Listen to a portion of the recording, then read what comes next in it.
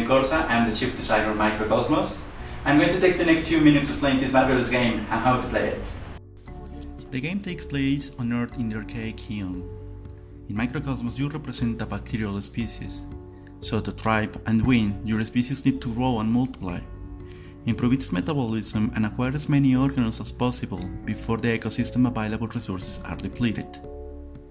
The game ends when 8 ecosystems are depleted for 4 players game, 6 ecosystems for 3 players game, and 4 ecosystems for 2 players game.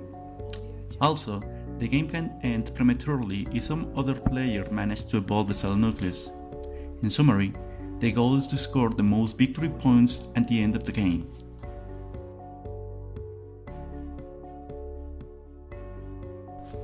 How to set up the game?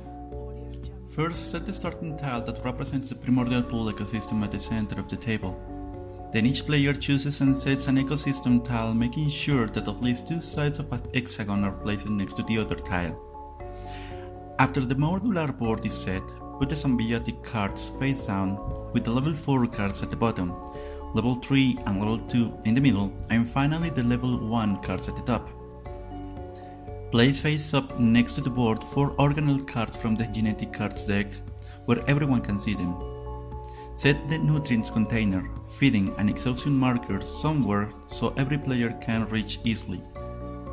Once done, hand out to each player a player sheet, 1 growth marker, 5 cellular colony tokens, 5 colored slots token, 3 cards from the symbiotic cards deck, 3 geological event cards, and a reference guide.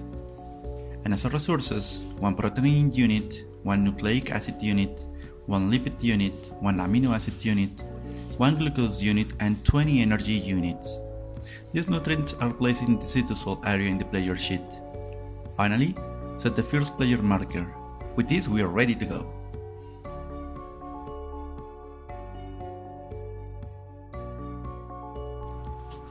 Every player rubs their hands with the purpose of showing who has the more bacterial life. The player with the most evident errors receives the first player marker. The first stage is called assimilation and is composed of 3 actions.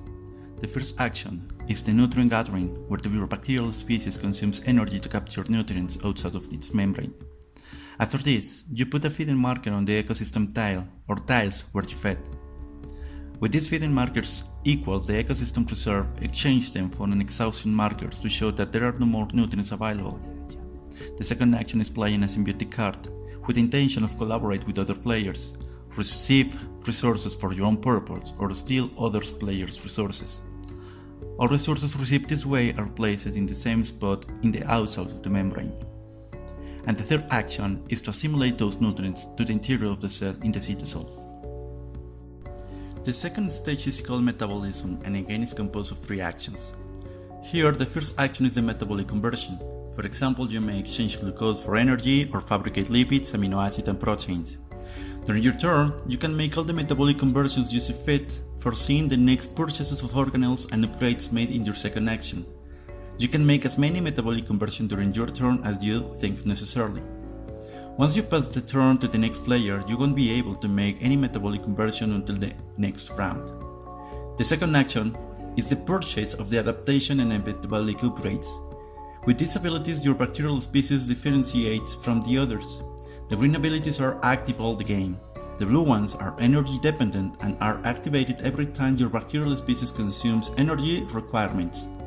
Finally, the red ones are power-ups, are for a single use, and once you purchase it and receive the benefit immediately, it will not be available for the rest of the game. The final action, the third one, is symbiogenesis.